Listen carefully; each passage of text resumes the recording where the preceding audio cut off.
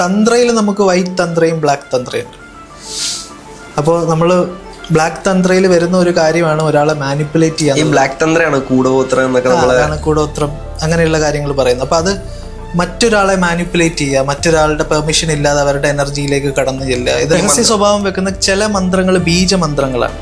അപ്പോൾ ബീജമന്ത്രങ്ങൾക്ക് ഹൈ പവറാണ്. അപ്പോൾ അത് ദീക്ഷ ഇല്ലാതെ നമ്മൾ ചൊല്ലിക്കഴിഞ്ഞാൽ ചിലപ്പോൾ നമുക്ക് ചില തലവേദനയോ അങ്ങനെയൊക്കെയുള്ള തലയ്ക്ക് ഭാരം, പിന്നെ ചക്രങ്ങളിലുള്ള ബുദ്ധിമുട്ടുകളൊക്കെ ഉണ്ടാവാൻ സാധ്യതയുണ്ട്. അതുകൊണ്ടാണ് ഇപ്പോൾ ഒരാൾ ഡിപ്രഷനുള്ള ഒരാളെ ഞാൻ ഇപ്പോൾ ഡിപ്രഷൻ ഇല്ലാത്ത ഒരു നോർമലായിട്ടുള്ള ഒരാൾ ഹീൽ ചെയ്യുകയാണെന്ന് വിചാരിച്ചു, ചിലപ്പോൾ അയാൾക്കും അയാളുടെ ഡിപ്രഷൻ്റെ കുറച്ച് ഭാഗം എനർജി ട്രാൻസ്ഫർ ആയിട്ട് സംഭവിക്കാം. പക്ഷെ നമ്മൾ മറ്റ് പ്രോപ്പർ മന്ത്ര വെച്ചിട്ട് ഹീൽ ചെയ്യുമ്പോൾ നമ്മളൊരു ഫെസിലിറ്റേറ്റർ മാത്രമാണ്, നമ്മളൊന്നും ചെയ്യുന്നില്ല. പ്രാർത്ഥനകളോട് നമുക്ക് ചക്രങ്ങളെ ശുദ്ധീകരിക്കാൻ കഴിയുമോ? ആ ചക്രങ്ങളെ ശുദ്ധീകരിക്കാനായിട്ട് നമുക്ക് ബീജ മന്ത്രങ്ങളുണ്ട്. ഓ ലങ് വം റം എന്ന് പറഞ്ഞിട്ടുള്ള മന്ത്രങ്ങളുണ്ട്. അപ്പോൾ നമുക്ക് ഒരുപാട് ചക്രങ്ങളുണ്ട്. നമ്മുടെ എനർജി ബോർഡ് സൂക്ഷ്മ ശരീരത്തിലാണ് ചക്രങ്ങളുള്ളത്. അപ്പോൾ 1008 ചക്രങ്ങളുണ്ട്, അതിൽ കൂടുതലുണ്ട് പല ഗ്രന്ഥത്തിൽ. അപ്പോൾ തുറക്കുക എന്നുള്ളത്, പുറത്തിറങ്ങുക എന്നുള്ളതാണ്. അതായത് ഹൃദയം തുറന്നാൽ മാത്രമേ റിസപ്റ്റീവ് ആവാൻ വേണ്ടിയാണ്, ഈ എനർജിക്ക് നമ്മൾ റിസപ്റ്റീവ് ആവാൻ വേണ്ടിയാണ് നമുക്ക് ചക്രങ്ങൾ ശുദ്ധീകരിക്കുന്ന പ്രോസസ്സ്. ഏകം സത് വിപ്ര ബഹുധാ വദന്തി എന്നാണ്. അതായത് സത്യം ഒന്നാണ്, പക്ഷെ അതിന് പല രീതിയിൽ കാണിച്ചേക്കാണ്. എല്ലാവർക്കും അബാക്കിന്റെ പുതിയൊരു എപ്പിസോഡിലേക്ക് സ്വാഗതം. ഇന്ന് നമ്മോടൊപ്പം ഉള്ളത് ആചാര്യ ഋഷികേശാണ്. നമസ്കാരം. നമസ്കാരം. ചേട്ടൻ്റെ യൂട്യൂബ് വീഡിയോ കണ്ടിട്ടാണ് ചേട്ടനെ ആദ്യമായിട്ട് ശ്രദ്ധിക്കുന്നത്. ചേട്ടൻ അതിൽ കൂടുതൽ പറഞ്ഞു വെക്കുന്നത് ഭക്തി, ഹീലിംഗ് അങ്ങനെയൊക്കെയാണ്. അപ്പോൾ ചേട്ടൻ വിശ്വാസിയാണോ? ഞാൻ വിശ്വാസിയാണോന്ന് ചോദിച്ചു കഴിഞ്ഞാൽ ഞാൻ വിശ്വാസത്തിൽ വിശ്വസിക്കുന്നില്ല. ഭക്തി എന്ന് പറഞ്ഞു കഴിഞ്ഞാൽ അനുഭവമായി വരേണ്ടതാണ്. ഇപ്പോൾ പേഴ്സണലി നമുക്ക് അനുഭവിക്കാത്ത ഒരു കാര്യത്തിനെ നമുക്ക് പൂർണ്ണമായിട്ടും വിശ്വസിക്കാൻ നമുക്ക് സത്യമാണോ എന്ന് അറിയാൻ സാധിക്കില്ല. പക്ഷെ അനുഭവിക്കാനുള്ള ഒരുപാട് കാര്യങ്ങൾ, ഒരുപാട് ടെക്നോളജീസ് നമ്മളുടെ ആചാര്യന്മാർ പറഞ്ഞു വെച്ചിട്ടുണ്ട്. അപ്പോൾ അതേ രീതിയിൽ നമുക്ക് അത് ഫോളോ ചെയ്ത ഭക്തി എന്നുള്ളത് വിശ്വാസത്തിനപ്പുറം അനുഭവമായി മാറും. കാരണം ഭക്തി ഇപ്പോൾ നമ്മൾ സൂര്യനെ കാണുന്നു, ചന്ദ്രനെ കാണുന്നു എന്നുള്ളത് അറിവാണ്, കാണുന്നു എന്നുള്ളതാണ്. അപ്പോൾ കാണുക, അനുഭവിക്കുക എന്നുള്ളതാണ് യഥാർത്ഥമായിട്ടുള്ള ഭക്തി എന്ന് പറയുന്നത്. അപ്പോൾ അവിടെ വിശ്വാസത്തിൻ്റെ ആവശ്യമില്ല. ഈ പ്രാർത്ഥനയും ഭക്തിയും ഒന്നാണോ?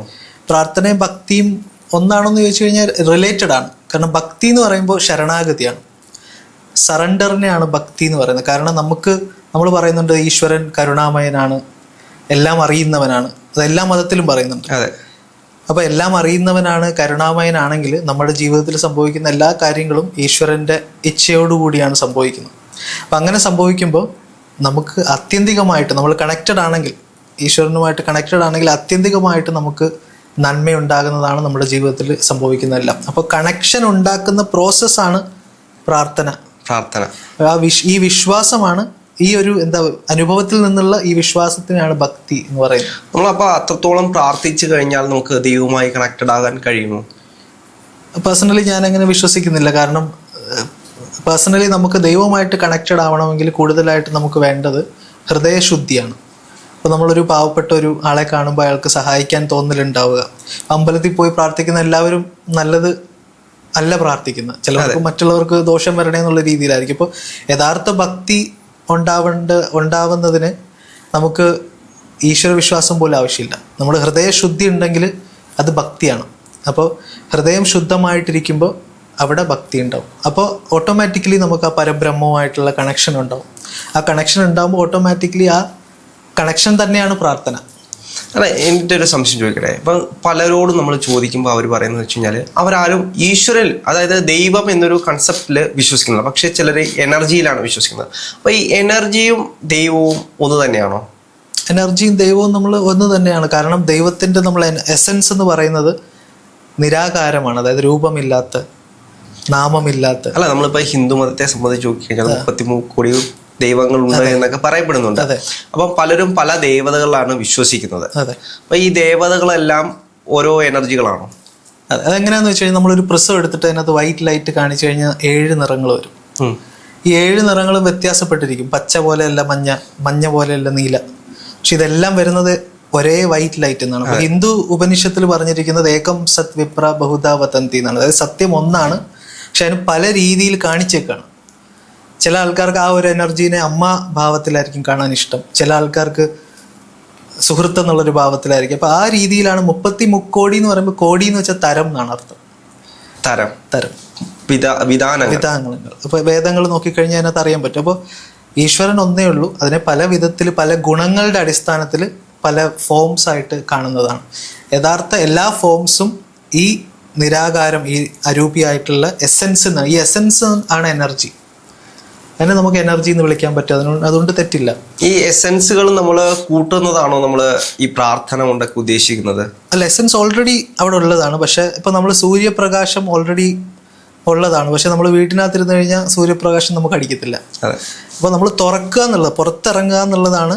അതായത് ഹൃദയം തുറന്നാൽ മാത്രമേ റിസപ്റ്റീവ് ആവാൻ വേണ്ടിയാണ്, ഈ എനർജിക്ക് നമ്മൾ റിസപ്റ്റീവ് ആവാൻ വേണ്ടിയാണ് നമുക്ക് ചക്രങ്ങൾ ശുദ്ധീകരിക്കുന്ന പ്രോസസ്സ് ചെയ്യണം. എല്ലാ ചക്രങ്ങളും ശുദ്ധീകരിക്കുമ്പോൾ ഓട്ടോമാറ്റിക്കലി എപ്പോഴും ഉള്ള ആ ചൈതന്യത്തെ കൂടുതലായിട്ട് അറിയാൻ സാധിക്കും.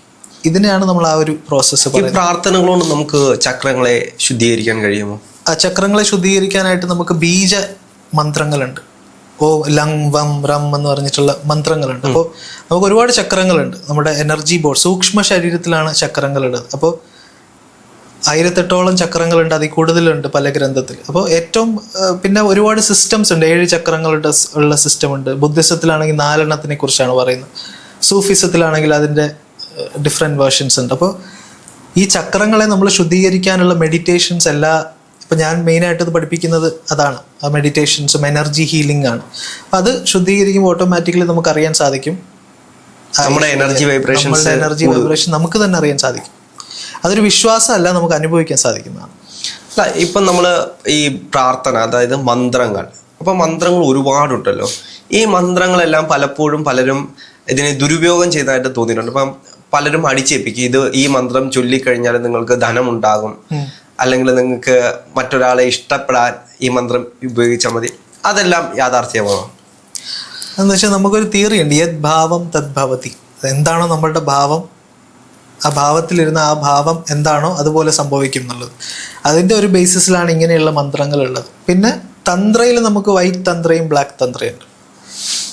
അപ്പോൾ നമ്മൾ ബ്ലാക്ക് തന്ത്രയിൽ വരുന്ന ഒരു കാര്യമാണ് ഒരാളെ മാനിപ്പുലേറ്റ് ചെയ്യാൻ. ഈ ബ്ലാക്ക് തന്ത്രയാണ് കൂടോത്രം എന്നൊക്കെ, അതാണ് കൂടോത്രം, അങ്ങനെയുള്ള കാര്യങ്ങൾ പറയുന്നത്. അപ്പോൾ അത് മറ്റൊരാളെ മാനിപ്പുലേറ്റ് ചെയ്യുക, മറ്റൊരാളുടെ പെർമിഷൻ ഇല്ലാതെ അവരുടെ എനർജിയിലേക്ക് കടന്നു ചെല്ലുക, ഇതെല്ലാം ബ്ലാക്ക് തന്ത്രമായിട്ട് ബന്ധപ്പെട്ടതാണ്. വൈറ്റ് തന്ത്ര എന്ന് പറയുമ്പോൾ പൂർണ്ണമായിട്ട് സ്പിരിച്വൽ ആയിട്ടുള്ളതാണ്. അപ്പോൾ സ്പിരിച്വലായിട്ട് നമ്മുടെ ചക്രങ്ങൾ ബാലൻസ് ചെയ്യുക, നമ്മുടെ കണക്ഷൻ കിട്ടുക, നമ്മുടെ ഉള്ളിലുള്ള നെഗറ്റിവിറ്റീനെ പുറത്തേക്ക് കളയുക, നമ്മുടെ ഉള്ളിലുള്ള നെഗറ്റീവ് സപ്രസ്ഡ് ഇമോഷൻസ് ആണെങ്കിലും മറ്റ് ബ്ലാക്ക് മാജിക് അങ്ങനെയുള്ള ഈ ബ്ലാക്ക് തന്ത്രയുടെ തന്നെ എഫക്റ്റ് ആണെങ്കിലും നമുക്ക് മാറ്റാൻ പറ്റും. അല്ല, എനിക്ക് തോന്നുന്നു പലപ്പോഴും ഈ മന്ത്രങ്ങളെല്ലാം ആളുകൾ ഒരു രഹസ്യ സ്വഭാവത്തിലാണ് കാണുന്നത്. ഈ മന്ത്രങ്ങൾ ചൊല്ലിയാൽ നിങ്ങൾക്ക് രഹസ്യമായിട്ടുള്ള എല്ലാ ഗുണങ്ങളും ലഭിക്കും. അങ്ങനെ ഒരു രഹസ്യ ക്യൂരിയോസിറ്റി ആളുകൾ ഉണ്ടാക്കുന്നുണ്ട് ഈ മന്ത്രങ്ങൾ. അത് എത്രത്തോളം ശരിയായിരിക്കാം? അങ്ങനെ ആളുകൾക്ക് രഹസ്യ സ്വഭാവം വെക്കുന്ന ചില മന്ത്രങ്ങൾ ബീജമന്ത്രങ്ങളാണ്. അപ്പൊ ബീജമന്ത്രങ്ങൾക്ക് ഹൈ പവറാണ്. അപ്പൊ അത് ദീക്ഷ ഇല്ലാതെ നമ്മൾ ചൊല്ലിക്കഴിഞ്ഞാൽ ചിലപ്പോൾ നമുക്ക് ചില തലവേദനയോ അങ്ങനെയൊക്കെയുള്ള തലയ്ക്ക് ഭാരം, പിന്നെ ചക്രങ്ങളിലുള്ള ബുദ്ധിമുട്ടുകളൊക്കെ ഉണ്ടാവാൻ സാധ്യതയുണ്ട്. അതുകൊണ്ടാണ് ബീജമന്ത്രം നമ്മൾ ദീക്ഷ സ്വീകരിച്ചതിന് ശേഷം അത് സീക്രട്ടായിട്ട് വെക്കും. ബാക്കി മന്ത്രങ്ങൾ ആർക്ക് വേണമെങ്കിലും ചൊല്ലാം. പിന്നെ നമ്മൾ ഈ ഒറ്റമൂലി പോലെ ഓരോരുത്തരുടെ വിശ്വാസം അനുസരിച്ച് സൈക്കോളജിക്കലായിട്ടും അവർക്ക് തോന്നും. നമ്മളിപ്പോൾ ചിലത് ചൊല്ലുമ്പോൾ നമ്മൾ സാധാരണ പോലെ നടക്കുന്നതായിരിക്കും, നമ്മൾ മന്ത്രം ചൊല്ലിക്കൊണ്ടാണ് ചൊല്ലുന്നത്, അത് നടന്നതെന്ന്, ഒരു കാര്യം നടന്നതെന്ന് നമുക്ക് തോന്നും. അതില്ലെങ്കിലും നടന്നേനെ ചിലപ്പോൾ.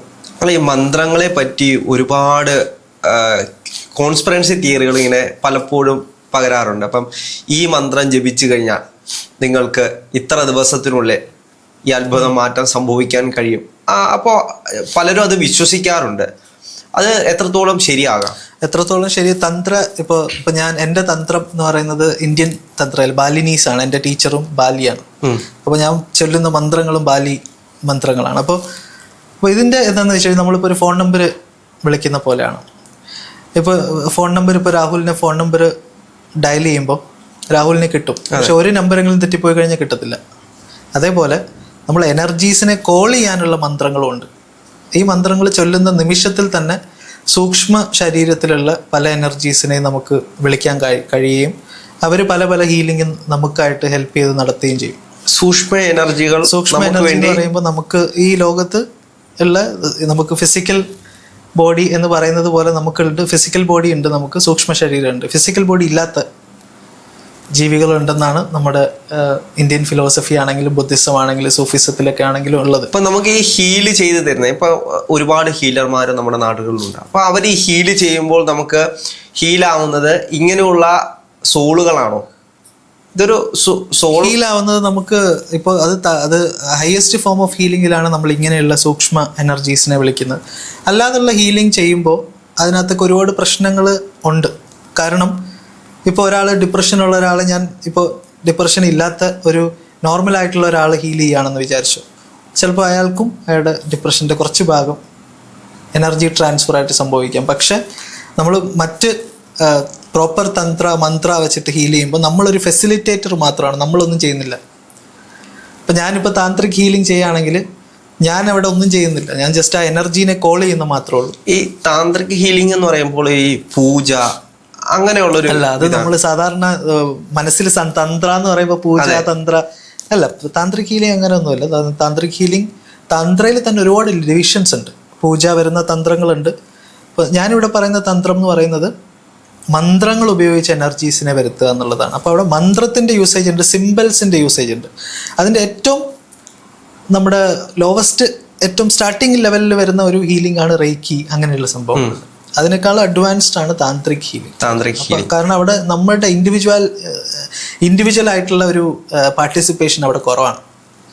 അപ്പൊ ഈ താന്ത്രിക് ഹീലിംഗ് പഠിക്കണമെങ്കിൽ നമ്മൾ എന്ത് ചെയ്യണം? താന്ത്രിക് ഹീലിംഗ് പഠിപ്പിക്കാറുണ്ട്, ഞാൻ തന്നെ പഠിപ്പിക്കുക. ദീക്ഷയാണ്, ഓരോ മന്ത്രത്തിനുള്ള ഓരോ എനർജീസിലുള്ള ദീക്ഷയാണ്. ഇപ്പോൾ നമുക്ക് ഓറ ക്ലെൻസ് ചെയ്യാനുള്ള ഒരു ദീക്ഷയുണ്ട്. ഇപ്പോൾ ബ്ലാക്ക് മാജിക് റിമൂവൽ തെറാപ്പി ചെയ്യേണ്ടത്, ഇപ്പോൾ റേക്കി പോലെയുള്ള, റേക്കി അല്ല നമ്മൾ ചെയ്യുന്ന, റേക്കി പോലെ ചെയ്യാവുന്ന ഒരുപാട് കാര്യങ്ങളുണ്ട്. അതേപോലെ ഇപ്പോൾ ഒരു വീട്, ഒരു സ്ഥലം ക്ലെൻസ് ചെയ്യാനുള്ള ഇതുണ്ട്. ഈവൻ പല കാര്യത്തിലും, ഈവൻ എക്സോർസിസം, അങ്ങനെ പല പല മേഖലകൾ അതിനകത്ത് വരും. ഈ എക്സോസിസം എന്ന് പറയുമ്പോൾ അത് ആത്മാക്കളെ ഓടിക്കുന്നതല്ലേ? അപ്പൊ ഈ മന്ത്രം തന്ത്രം അതിന് ആത്മാക്കളും വരുന്നുണ്ട്, ഈ പ്രേതം ഭൂതം